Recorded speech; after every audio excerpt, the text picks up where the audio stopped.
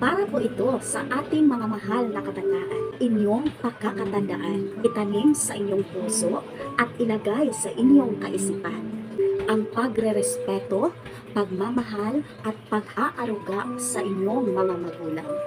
Habang sila'y nabubuhay, sana'y kanilang makakamtan mga anak na nagkakaintindihan at nagmamahalan.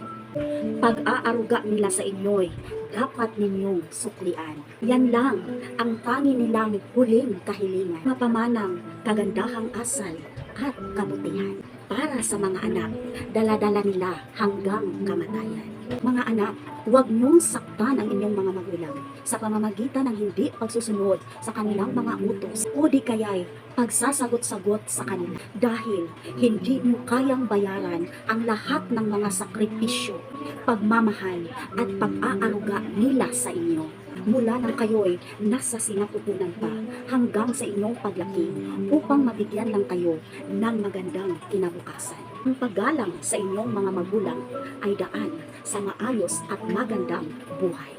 Sundin niyo ang inyong mga magulang sapagkat ito ang nararapat. Igalang mo sila ng bukas sa loob dahil kung sila'y mawawala na, kanilang mga pangaral ay maipakamana mo pa sa iyong mga supling o mga anak balang araw.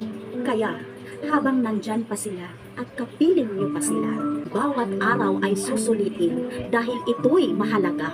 Iparamdam niyo kung gaano niyo sila kamahal at kung gaano sila kahalaga. Dahil kung wala na sila, kahit ibubuhos mo pa ang lahat ng iyong luha at mapapaos ka na lang sa pagsasabi na mahal kita ma, mahal kita pa, mahal kita nanay, o mahal kita tatay, kahit ano pang gagawin mo, hindi ka na nilang maririnig pa.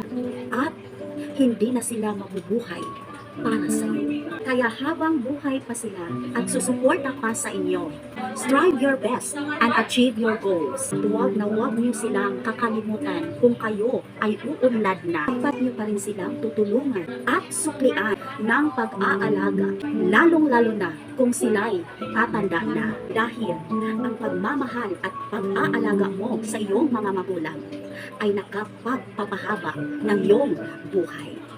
Follow for more!